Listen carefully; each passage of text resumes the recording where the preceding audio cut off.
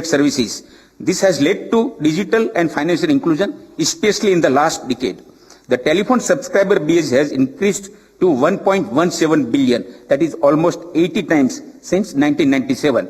The internet subscriber base has reached to 829 million. Data usage has increased to 15 gigabytes per subscriber per month from a mere 0.3 gigabytes in 2014. This has allowed various ministries and states to provide online delivery of services and direct benefit transfers to the poor, farmers, students, workers and other citizens. Today we are on the threshold of becoming a significant player in the global digital economy. Going forward, collaboration among the regulators to co-create and share infrastructure is critical for the reducing the cost of infrastructure and easy rollout services. Taking a cue from Prime Minister's visionary Gati Shakti, a multimodal connectivity master plan, TRAI has started collaborating with infrastructure regulators and ministries dealing with power, ports, airports, smart cities, and road transport and highways. In another noteworthy initiative, recently TRAI, Reserve Bank of India, SEBI, and the Ministry of Consumer Affairs have come together on a forum for curbing the menace of spam and online financial and other frauds. Today is World Telecommunication Day, which is celebrated across the world. I am happy to inform that India has taken a leap on the World Regulatory Benchmark Index of ITU in just 1 year and has moved from Generation 3 to highest Generation 5 benchmark. We take note of the telecom and broadcasting sector for always rising to the occasion over the years. During COVID pandemic, they provided much needed connectivity at home and ensured online business, social interaction, entertainment and education. I once again extend a warm welcome and express our gratitude to the Honorable Prime Minister. Sir, your presence has inspired us to work with all the more commitment towards nation building. Thank you. Thank you, sir, for highlighting the 25 glorious years of journey of TRAI and the futuristic vision and mission which you have for TRAI. And now requesting our Honourable Minister, Shri Ashwini Vaishnav ji, the Honourable Minister for Communications, Electronics and Information Technology, and also Railways, to please address this august gathering. Honourable Prime Minister of India, Shri Narendra Modi ji, Honourable dignitaries on the dais, Honourable distinguished guests present physically and virtually. Today we are celebrating the World Telecom Day as well as the Silver Jubilee of TRAI. I congratulate all the stakeholders on this auspicious day, on this great day. With changing times, telecom service has become as important as bijli, sadak, pani, siksha and suraksha and swasthya. It has become the primary medium of internet access, and telecom has retained its pole position in communications. But it has simultaneously emerged as important medium for consuming content for entertainment, education, news, and almost all sectors. COVID has accelerated this pace of digitization and virtualization. Simultaneously, we are also witnessing a major change in the industry structure. Capital intensity has increased, the technology cycles are reduced, and globally we are seeing that the industry is consolidating. Under such scenario of a global change, we in India, under Honorable Prime Minister's leadership and his guidance, are working on 3 strategic pillars. These 3 strategic pillars are: first is a globally benchmarked regulatory structure, second is technological leadership, and third is Antyodaya. I'll cover each of these 3 points in very short, in very brief. On globally benchmarked regulatory structure, last year's reforms in September 2021 have made the industry structure fairly simplified. Many structural reforms have happened and many procedural reforms have happened. The second point is about the PM Gati Shakti portal for right-of-way approvals. 32 states have joined in our federal structure for a very simplified approval system for right-of-way, and the credit goes to Honorable Prime Minister's vision. He gave us the idea of having a very integrated and a simplified way of planning, and the result is What used to take 100 days on an average for approval is now taking about 22 days on average for approval of ROW. There are many more reforms in the wing. As Honorable MOS said, the WPC reform should be ready within next few weeks, and that should come in front of all the stakeholders. Much more simplification is needed, and we are working on it. The second is about technological leadership. Very proud to say that Honorable Prime Minister gave us the vision of Atmanirbhar Bharat, and under his guidance and leadership, today our scientists and engineers have developed a complete 4G technology stack which is ready for deployment by BSNL, and the 5G technology stack is also in very good advanced stage of development. By the end of this year, we should see our own indigenously developed 5G technology stack. The stack will have complete ecosystem for development, which includes a 5G testbed, which Honorable Prime Minister will release today, will inaugurate today. Complete ecosystem for product development. If you go to the Sanchar Bhavan on the 13th floor, there is an exhibition going. I invite all dignitaries present here to go and see it. Our own Indian companies have displayed their products and services, and the product quality is phenomenal. It's world standard. ITU Innovation Area Office has been opened in India. That's a great step. That's a recognition of our soft power. We are also very proud and happy to share that first time in the entire journey of mobile telephony, the Indian IPR has been recognized and included in the 3GPP Release 17 as a mandatory standard. That's the first step in the global table where all the big standard makers sit. So this is the path towards technological leadership. It doesn't stop here. This will continue in its journey. Third strategic pillar, as I said, is the Antyodaya, Honorable Prime Minister's vision of Sabka Saath, Sabka Vikas. We are now moving towards saturation coverage of all the villages of the far-flung areas, the marginalized sections, because we believe in inclusive development. Honorable Prime Minister has always espoused that he has said that Sabka Saath, Sabka Vikas is a priority. And all this is possible only with the support of all our stakeholders. As Honorable Prime Minister says, Sabka Saath, Sabka Vikas, Sabka Vishwas, or Sabka Prayas. So when all of us make efforts in the same direction, the results will be great. Thank you very much. Once again, many congratulations. Jai Hind. Thank you, Honourable Minister, sir, for highlighting the various initiatives which the Government of India is taking, which your ministry is taking under the leadership of our Honourable Prime Minister, especially in the wake of these changing times and the changing needs and aspirations of the citizens of the country, and also in the wake of the changing global order. Highlighting all these initiatives which the government is taking towards transforming, reforming, and being a part of this change. Thank you, sir.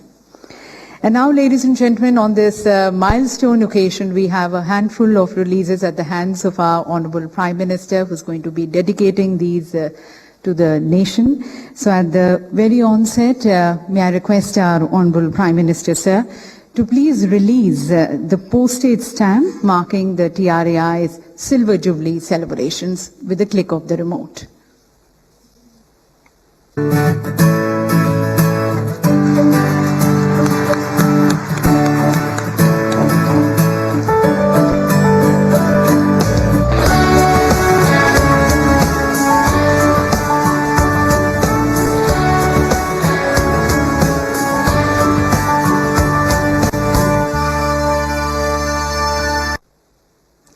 So, ladies and gentlemen, enshrined in the annals of history is this important day, the milestone day of TRAI in the form of a stamp. और अब मैं माननीय प्रधानमंत्री जी से निवेदन करती हूं कि रिमोट का बटन दबाकर TRAI के सुवेनियर का विमोचन करने के लिए।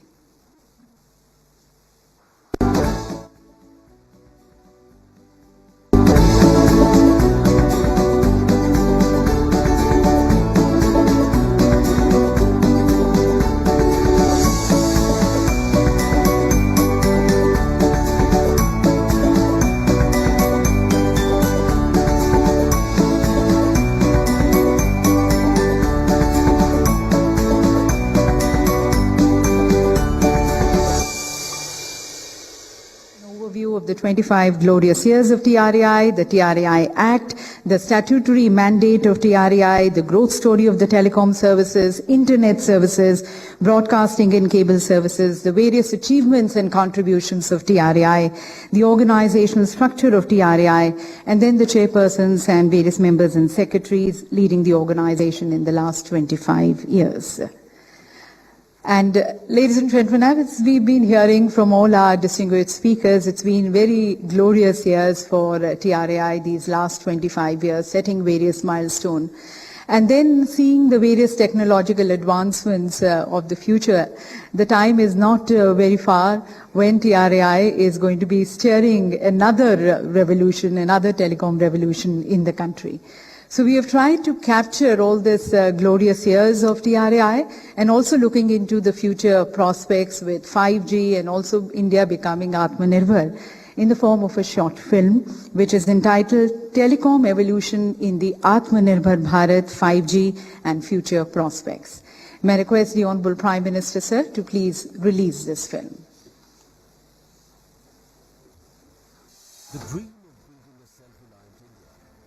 The dream of building a self-reliant India is fueled by innovation and information and communication technologies, where the possibilities are beyond the limits of the sky.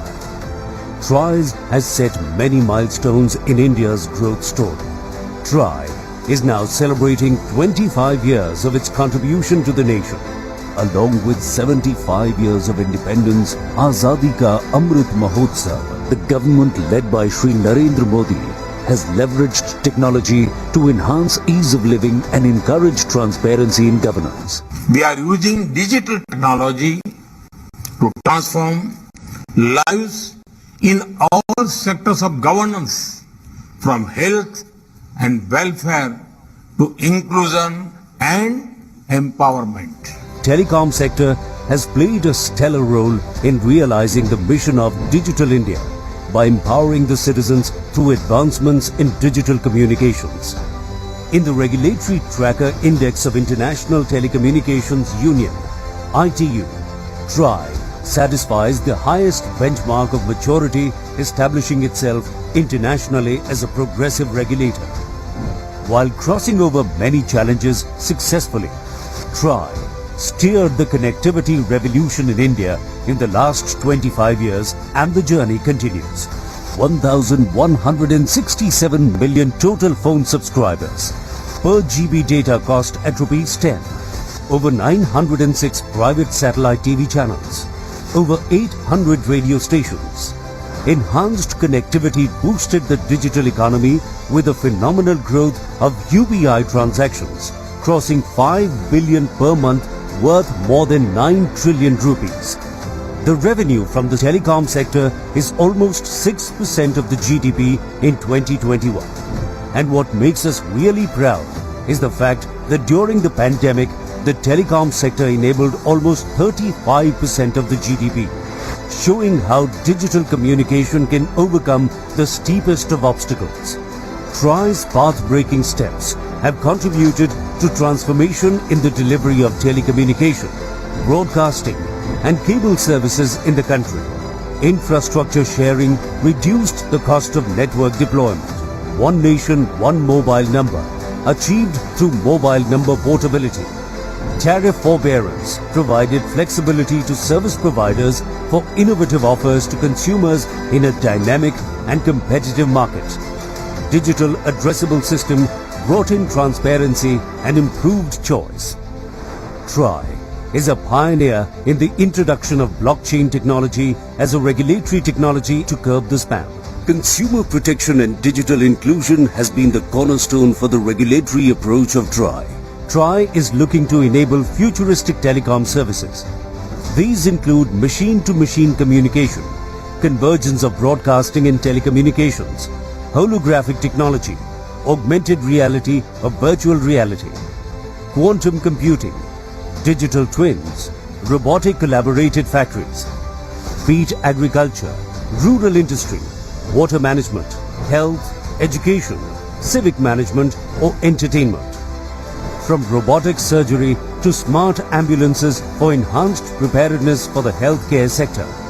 as the future awaits further technological advancements such as 6G. The time is not far off wherein citizens can experience the benefits of tactile connectivity, advanced security and automated driving experience. TRAI intends to be at the forefront of another revolution in the making, taking India forward through telecommunication, effective regulation, ease of communication. Is the Kal, Aaj and Kal of TRAI taking India forward. And further, ladies and gentlemen, it's such a proud moment for India that, inspired and motivated by the clarion call of our Honorable Prime Minister towards becoming Atmanirbhar, India has developed its own 5G test bed led by IIT Madras, and it's a shining example of the collaboration between the academia, between the government and between the industry. The Department of Telecommunications has chaired it, and this, ladies and gentlemen, is among the best in the world, and it is going to be helping Indian telecom industry achieve greater heights globally and also further becoming Atmanirbhar in the telecom space. We had Professor Bhaskar of IIT Madras talking to us about it, but for further details, we have a short film which we now help you in viewing that. If you can have the film, please.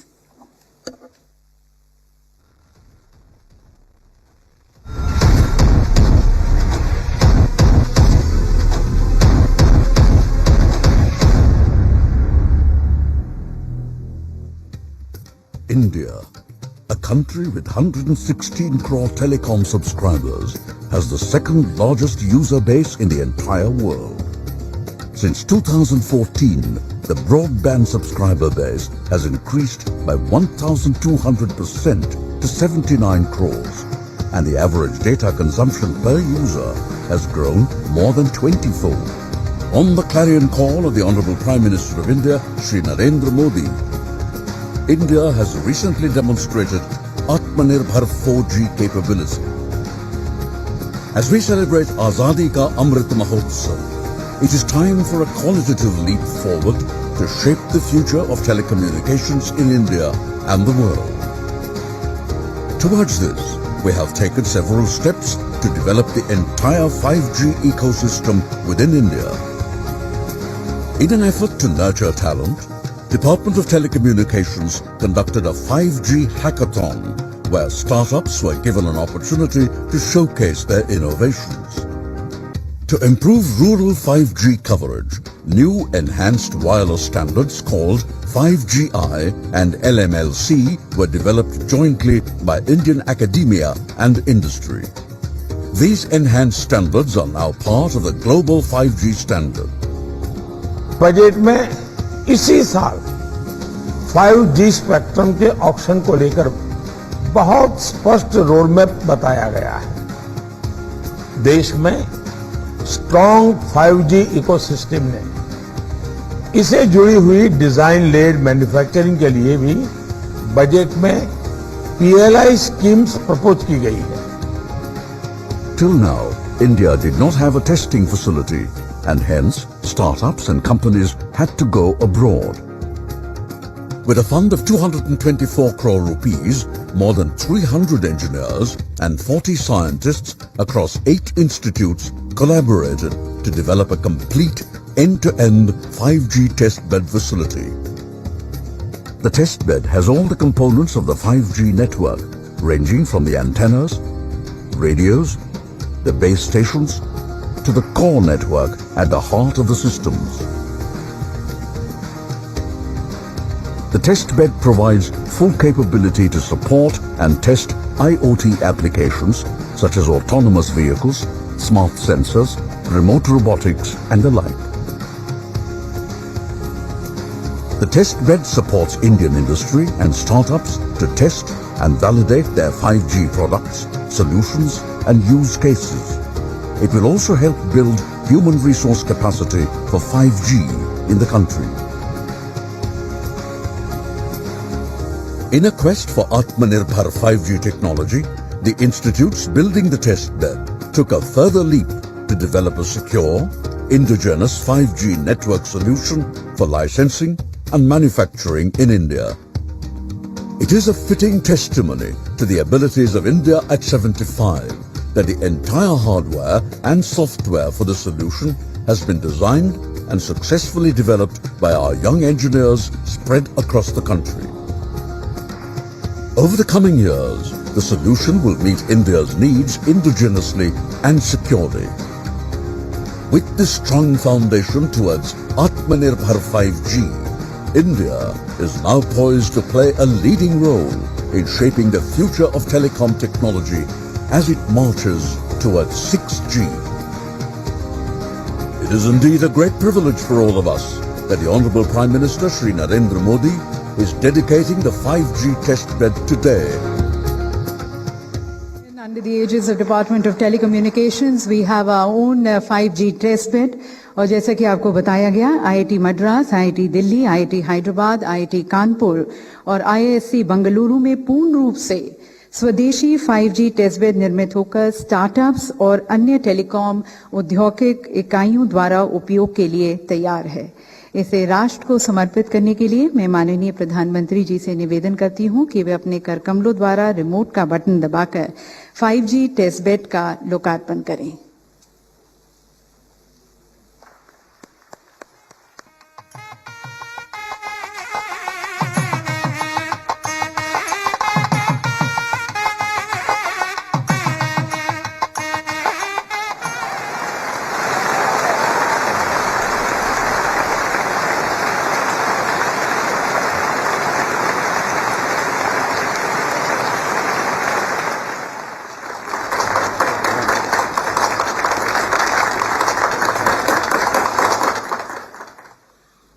तो सभी को बहुत बहुत शुभकामनाएं, बहुत बहुत धन्यवाद माननीय प्रधानमंत्री जी। और देवी सज्जनों, मेरे ख्याल से हम सभी ये महसूस करते हैं कि माननीय प्रधानमंत्री जी के सकारात्मक सोच में और निर्णायक सोच में हमारा भारत बदल रहा है और विशेष रूप से भारत की सोच बदल रही है और आज एक नया भारत, कनेक्टेड, एम्पावर्ड, आत्मनिर्भर भारत का निर्माण हो रहा है। And then the world also knows our Honorable Prime Minister as a Gatishil Pradhan Mantri, the last mile Pradhan Mantri. Now this is because of the concern which he has even for the person at the last mile, towards ensuring that the services, the programs of the Government of India are able to reach and benefit the person at the last mile.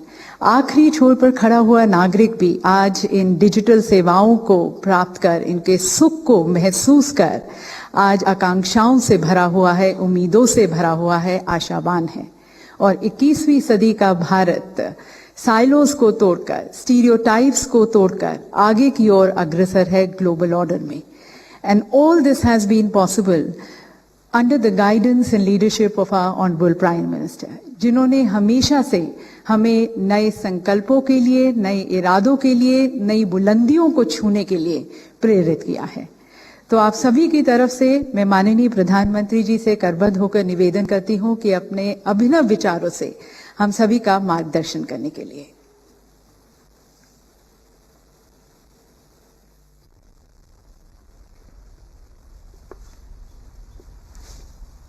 नमस्कार।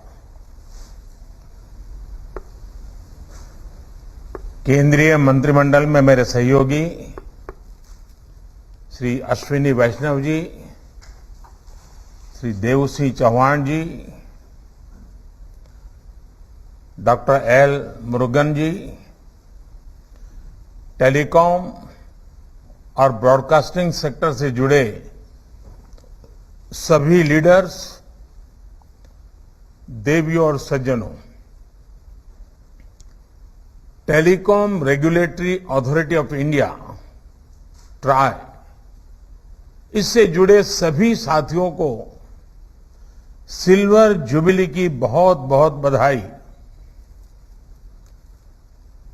ये सुखद संयोग है कि आज आपकी संस्था ने 25 साल पूरे किए हैं। तब देश आजादी के अमृत काल में अगले 25 वर्षों के रोड मैप पर काम कर रहा है। नए लक्ष्य तय कर रहा है। थोड़ी देर पहले मुझे देश को अपना खुद से निर्मित 5G टेस्ट बेड राष्ट्र को समर्पित करने का अवसर मिला है। ये टेलीकॉम सेक्टर में क्रिटिकल और आधुनिक टेक्नोलॉजी की आत्मनिर्भरता की दिशा में एक अहम कदम है। मैं इस प्रोजेक्ट से जुड़े सभी साथियों को, हमारे IITs को बहुत बहुत बधाई देता हूं। साथ ही मैं देश के युवा साथियों को, रिसर्चर्स और कंपनीज को आमंत्रित करता हूं कि वो टेस्टिंग फैसिलिटी का उपयोग 5G टेक्नोलॉजी के निर्माण के लिए करें। विशेष रूप से हमारे स्टार्टअप्स के लिए अपने प्रोडक्ट टेस्ट करने का ये बहुत बड़ा अवसर है। यही नहीं, 5GI के रूप में जो देश का अपना 5G स्टैंडर्ड बनाया गया है, वो देश के लिए बहुत गर्व की बात है। ये देश के गांवों में 5G टेक्नोलॉजी पहुंचाने और उस काम में बहुत बड़ी भूमिका निभाएगा। साथियों, 21वीं सदी के भारत में कनेक्टिविटी देश की प्रगति की गति को निर्धारित करेगी। इसलिए हर स्तर पर कनेक्टिविटी को आधुनिक बनाना ही होगा और इसकी बुनियाद का काम करेंगे आधुनिक इंफ्रास्ट्रक्चर का निर्माण, आधुनिक टेक्नोलॉजी का ज्यादा से ज्यादा इस्तेमाल। 5G टेक्नोलॉजी भी देश की गवर्नेंस में, ease of living, ease of doing business, इन अनेक विषयों में सकारात्मक बदलाव लाने वाली है। इससे खेती, स्वास्थ्य, शिक्षा, इंफ्रास्ट्रक्चर और लॉजिस्टिक्स, हर सेक्टर में ग्रोथ को बल मिलेगा। इससे सुविधा भी बढ़ेगी और रोजगार के भी नए अवसर बनेंगे। अनुमान है कि आने वाले 1.5 दशक में 5G से भारत की अर्थव्यवस्था में $450 बिलियन का योगदान होने वाला है। यानी ये सिर्फ इंटरनेट की गति नहीं, बल्कि प्रगति और एम्प्लॉयमेंट जनरेशन की गति को भी बढ़ाने वाला है। इसलिए 5G तेजी से रोल आउट हो, इसके लिए सरकार और इंडस्ट्री दोनों को कलेक्टिव एफर्ट्स की जरूरत है। इस दशक के अंत तक हम 6G सर्विस भी लॉन्च कर पाए, इसके लिए भी हमारी टास्क फोर्स काम करना शुरू कर चुकी है। साथियों, हमारा प्रयास है कि टेलीकॉम सेक्टर और 5G टेक्नोलॉजी में हमारे स्टार्टअप्स तेजी से तैयार हो, ग्लोबल चैंपियन बने। हम अनेक सेक्टर्स में दुनिया के एक बड़े डिजाइन पावर हाउस है। टेलीकॉम इक्विपमेंट मार्केट में भी भारत के डिजाइन चैंपियंस का सामर्थ्य हम सभी जानते हैं। अब इसके लिए जरूरी R&D इंफ्रास्ट्रक्चर और प्रक्रियाओं को आसान बनाने पर हमारा विशेष फोकस है और इसमें आप सबकी भी बहुत बड़ी भूमिका है। साथियों, आत्मनिर्भरता और स्वस्थ स्पर्धा कैसे समाज में, अर्थव्यवस्था में मल्टीप्लायर इफेक्ट पैदा करती है, इसका एक बेहतरीन उदाहरण हम सब गर्व से कह सकते हैं हमारा टेलीकॉम सेक्टर है। हम जरा पुरानी तरफ नजर करें, 2G का काल, 2G का काल यानी निराशा, हताशा, करप्शन, पॉलिसी पैरालिसिस, और आज उस कालखंड से बाहर निकलकर देश ने 3G से 4G और 5G और 6G तक की तरफ तेजी से कदम बढ़ाए हैं। ये ट्रांजिशन बहुत स्मूथली, बहुत ट्रांसपेरेंसी के साथ हो रहा है और इसमें TRAI की बहुत महत्वपूर्ण भूमिका रही है। रिट्रोस्पेक्टिव टैक्सेशन हो या AGR जैसे मुद्दे, जब भी इंडस्ट्री के सामने चुनौतियां आई हैं तो हमने उतनी ही गति से रिस्पॉन्ड करने का प्रयास किया है और जहां जहां जरूरत पड़ी हमने रिफॉर्म भी किया है। ऐसे ही प्रयासों ने एक नया विश्वास पैदा किया। इसी का परिणाम है कि 2014 से पहले एक दशक से ज्यादा समय में जितना FDI टेलीकॉम सेक्टर में आया है उसमें 1.5 गुना से अधिक सिर्फ इन 8 सालों में आया है। भारत के पोटेंशियल पर इन्वेस्टर्स के इसी सेंटिमेंट्स को मजबूत करने की जिम्मेदारी हम सभी पर है। साथियों, बीते वर्षों में सरकार जिस तरह नई सोच और अप्रोच के साथ काम कर रही है उससे आप सभी भली भांति परिचित हैं। साइलोज वाली सोच से आगे निकलकर अब देश whole of the government approach के साथ आगे बढ़ रही है।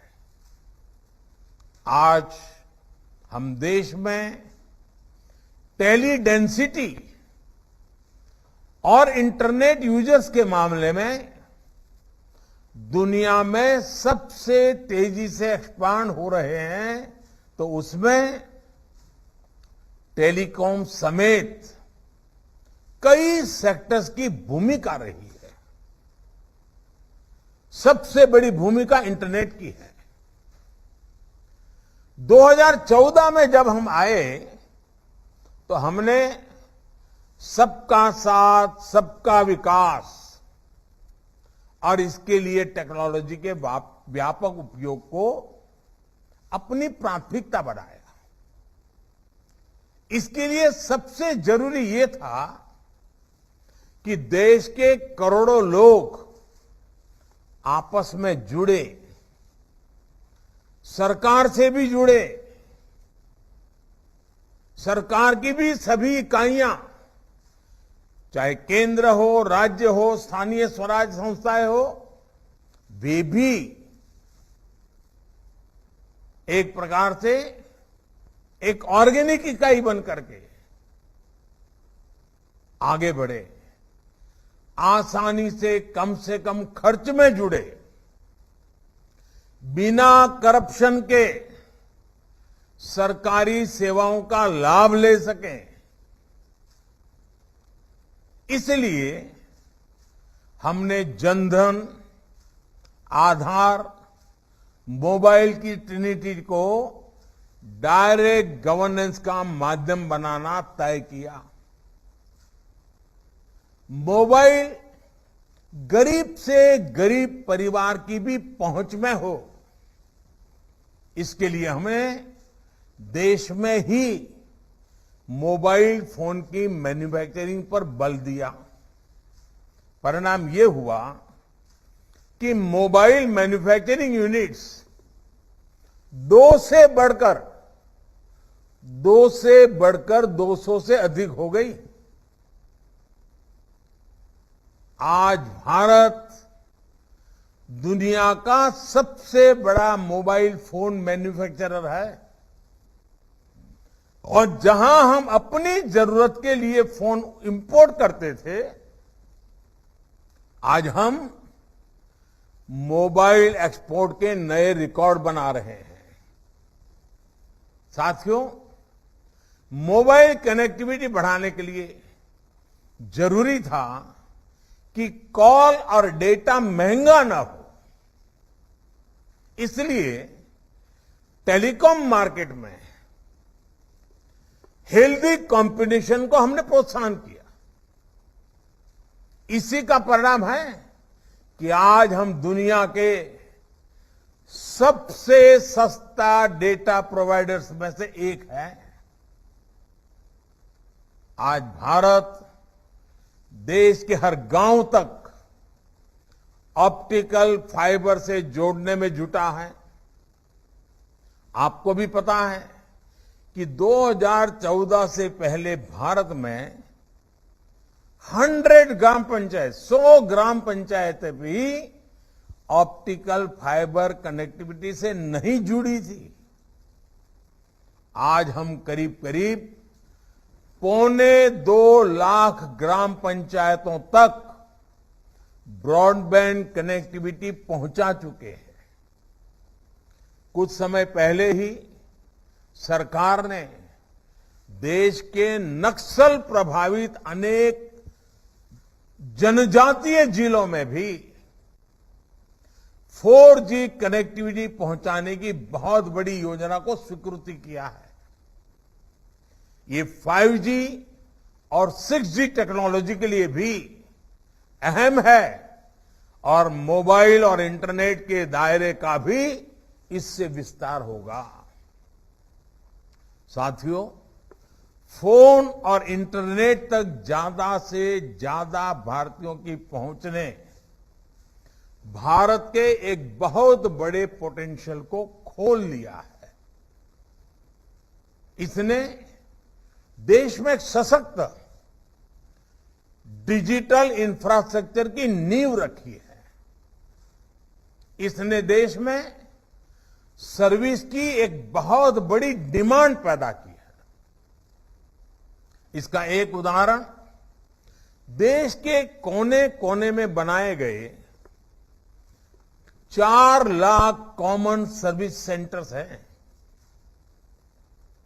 इन कॉमन सर्विस सेंटर्स में आज सरकार की सैकड़ों सर्विसेज गांव के लोगों तक पहुंच रही हैं। ये कॉमन सर्विस सेंटर्स लाखों युवाओं को रोजगार का भी माध्यम बने हैं। मैं पिछले दिनों गुजरात में एक कार्यक्रम में गया था। वहां दाहोद जिला जो जनजातीय क्षेत्र है, आदिवासी विस्तार है, वहां का एक दिव्यांग कपल मिला मुझे। वो कॉमन सर्विस सेंटर चलाते हैं। उन्होंने कहा मैं दिव्यांग था तो मुझे ये थोड़ी मदद मिल गई और मैंने शुरू किया और आज वो 28-30 हजार रुपया आदिवासी क्षेत्र के दूरदराज गांव में कॉमन सर्विस सेंटर से कमा रहे हैं। मतलब ये हुआ कि आदिवासी क्षेत्र के नागरिक भी ये सेवाएं क्या है, ये सेवाएं कैसे ली जाती है, ये सेवा कितनी सार्थक है, इसको भी जानते हैं। और एक दिव्यांग कपल वहां छोटे से गांव में लोगों की सेवा भी करता है, रोजी रोटी भी कमाता है। ये डिजिटल टेक्नोलॉजी किस प्रकार से बदलाव ला रही है। साथियों, हमारी सरकार टेक्नोलॉजी को निरंतर अपग्रेड करने के साथ साथ देश के डिलीवरी सिस्टम को भी लगातार सुधार रही है। इसने देश में सर्विस और मैन्युफैक्चरिंग दोनों से जुड़े स्टार्टअप इकोसिस्टम को बल दिया है। ये भारत को दुनिया का तीसरा सबसे बड़ा स्टार्टअप इकोसिस्टम बनाने के पीछे एक अहम कारण है। साथियों, ये whole of the government approach हमारे ट्राई जैसे तमाम रेगुलेटर्स के लिए भी वर्तमान और भविष्य की चुनौतियों से निपटने के लिए अहम है। आज रेगुलेशन सिर्फ एक सेक्टर की सीमाओं तक सीमित नहीं है। टेक्नोलॉजी अलग अलग सेक्टर्स को इंटरकनेक्ट कर रही है। इसलिए आज कोलैबोरेटिव रेगुलेशन की जरूरत हुई हर कोई स्वाभाविक रूप से अनुभव कर रहा है। इसके लिए जरूरी है कि तमाम रेगुलेटर्स साथ आए, कॉमन प्लेटफॉर्म तैयार करें और बेहतर तालमेल के साथ समाधान निकालें। मुझे पूरा विश्वास है कि इस कॉन्फ्रेंस से इस दिशा में महत्वपूर्ण समाधान निकल करके आएगा। आपको देश के टेलीकॉम कंज्यूमर्स के इंटरेस्ट की भी सुरक्षा करनी है और दुनिया के सबसे आकर्षक टेलीकॉम मार्केट की ग्रोथ को भी प्रोत्साहित करना है। TRAI की सिल्वर जुबिली कॉन्फ्रेंस हमारी आजादी के अमृतकाल की ग्रोथ को गति देने वाली हो, ऊर्जा देने वाली हो, नया विश्वास पैदा करने वाली हो, एक नई छलांग मारने के सपने देखने वाली हो और साकार करने के संकल्प वाली हो। इसी कामना के साथ आप सभी का बहुत बहुत आभार।